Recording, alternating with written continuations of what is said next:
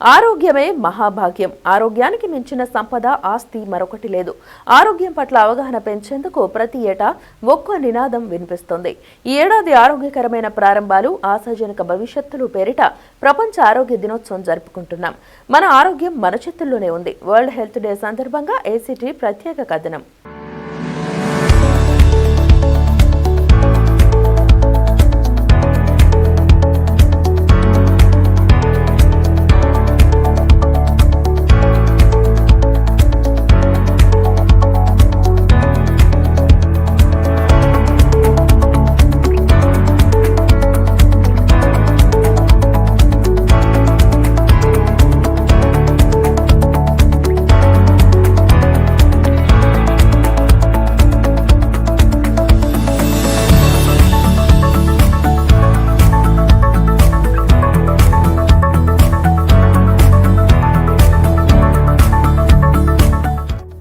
ప్రపంచ ఆరోగ్య సంస్థ వరల్డ్ హెల్త్ ఆర్గనైజేషన్ స్థాపనకు గుర్తుగా ప్రతి ఏటా ఏప్రిల్ 7న ప్రపంచ ఆరోగ్య దినం జరుపుకోవడం ఆనవాయితీగా వస్తోంది.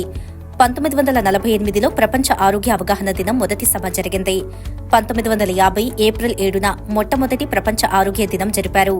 అప్పటి నుండి నేటి వరకు 75 సంవత్సరాలుగా ప్రపంచ ఆరోగ్య దినంను వైద్యులు నిర్వహిస్తూ ప్రజల్లో అవగాహన కల్పిస్తున్నారు. జనాభా పెరుగుదల ప్రతి ఏటా అంతకంతకు పెరుగుతూ ఉంది.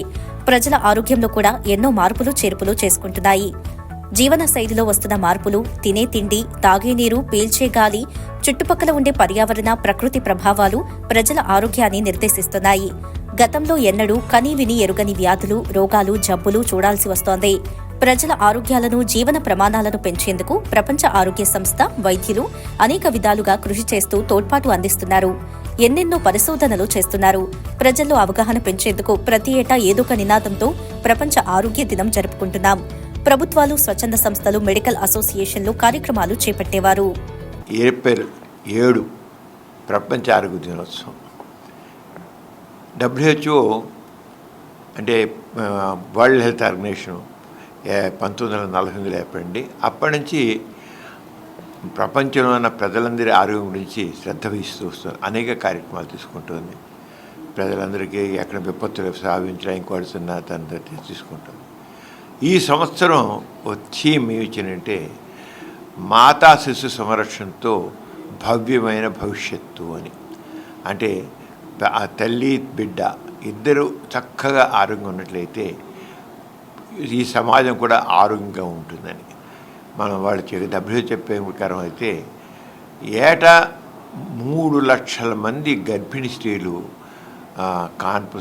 గర్భిణీగా ఉండగానో, కాన్పు అవుతానో, కాన్పు అయిన తర్వాత అది గర్భవత్వం వల్ల కావచ్చు, ఇంకో దానివల్ల మరణిస్తారు. అలాగే పుట్టిన పిల్లల్లో పుట్టిన నెలలోపే 20 లక్షల మంది పిల్లలు చనిపోతున్నారు. అది కాకుండా ఇంకో 20 లక్షల పిల్లలు జస్ట్ పుట్టబోయే ముందు రోజు, పుట్టుతున్న టైంలోనో, అది అంటే కాన్పోతున్న టైంలోనో చనిపోతారు. 40 లక్షల మంది పిల్లలు అలా పోతున్నారు. దీని అంతటికి కారణం ఏంటి? సరైన ఆరోగ్య సదుపాయాలు లేకపోవడం. ఈ ఏడాది ఆరోగ్యకరమైన ప్రారంభాలు, ఆశాజనక భవిష్యత్తులు పేరిట జరుపుకుంటున్నాం. ఈ థీమ్ తల్లులు మరియు నవజాత శిశువుల ఆరోగ్యం మరియు మనుగడను మెరుగుపరచడంపై దృష్టి పెడుతుంది.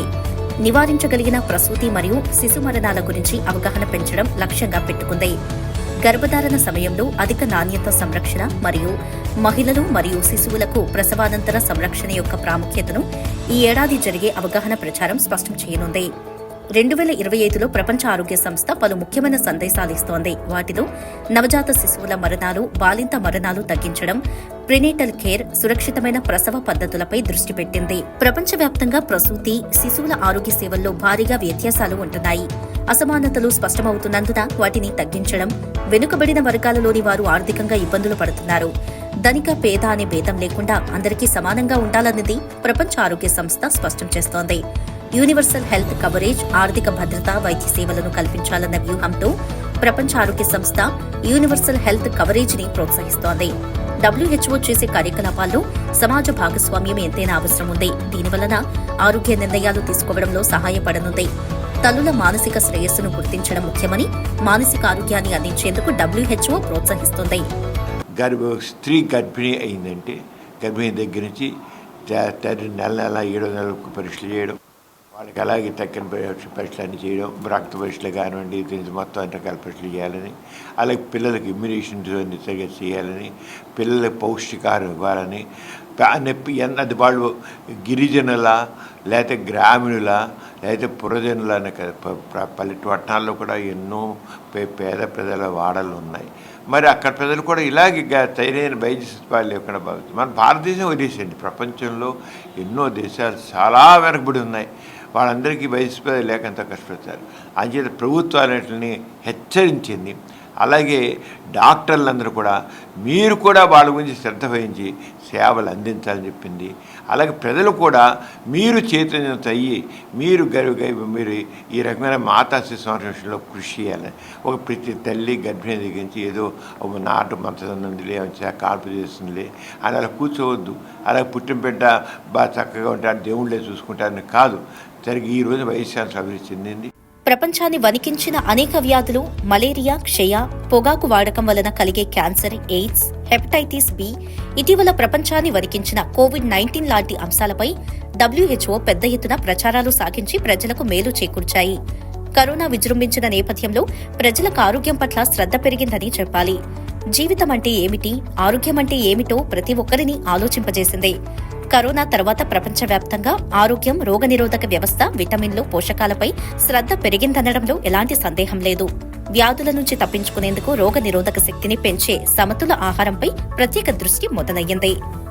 అమ్మ చేతి వంట అనేది అమృతం అండి. అందరూ కూడా మీరు ఇది గుర్తుంచుకోవాలి. సో అలాంటి అమ్మ చేతి వంటని మనం ఎప్పుడు కూడా మర్చిపోకూడదు. అలాంటి అమ్మ చేతి వంటని మనం అందరం కూడా భుజించి మనమందరం కూడా హ్యాపీగా ఆరోగ్యంగా ఉండాలని కోరుకుంటూ, సో మీరందరూ కూడా ఈ నినాదాన్ని అందరూ కూడా బయటికి తీసుకెళ్ళి ఈ కోవిడ్ తర్వాత మనకి ఈ వచ్చినవి కూడా మళ్ళీ సంక్రమించకుండా కూడా మనం చూసుకోవాలి. అలానే కోవిడ్ తర్వాత కొన్ని కాంప్లికేషన్స్ కూడా వస్తున్నాయి. ఆ కాంప్లికేషన్స్ కూడా మొదటిలోనే మనం వాటిని గుర్తించగలిగితే వాటిని వెంటనే మనం కూడా వాటికి వైద్యం అనేది తీసుకోవచ్చు. వైద్యం అంతగా అభివృద్ధి చెందకముందు ప్రజలు ఆరోగ్యంగా ఉన్నారా అంటే అవుననే సమాధానం వినిపిస్తుంది. చేతికర్ర పట్టకుండా, కళ్లకు జోడు పెట్టకుండా, ఆసుపత్రి గడప తొక్కకుండా, ఇంజెక్షన్ చేయించుకోకుండా, మందు బిల్లలు మింగకుండా ఆయురారోగ్యాలతో నిండు 100 ఏళ్ల ఆయుష్ని అనుభవించారు. ఆపరేషన్లు లేవు, రోగ నిర్ధారణ పరీక్షలు లేవు, నాడిపట్టి కీలు ఎరిగి వైద్యం అందించారు నాటి వైద్యులు. అయినా జీవన ప్రమాణాలు బాగా ఉండేవి. అక్కడక్కడ కొద్ది మంది వైద్యులు, ఆసుపత్రులు మాత్రమే ఉండేవి.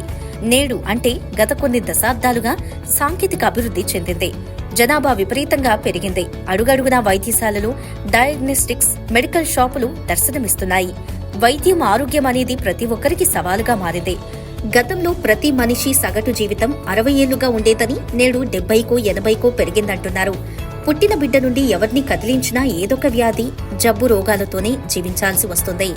ఆరోగ్యంగా ఉండాల్సిన జనం అనారోగ్యానికి పాల్వడానికి అసలు మూలాలు ఏమిటన్నది గుర్తెరిగి వాటిని నివారించాలి. ప్రధానంగా ప్లాస్టిక్ ను నిషేధించాలి. మొక్కలు నాటితే మంచి స్వచ్ఛమైన గాలి వస్తుంది.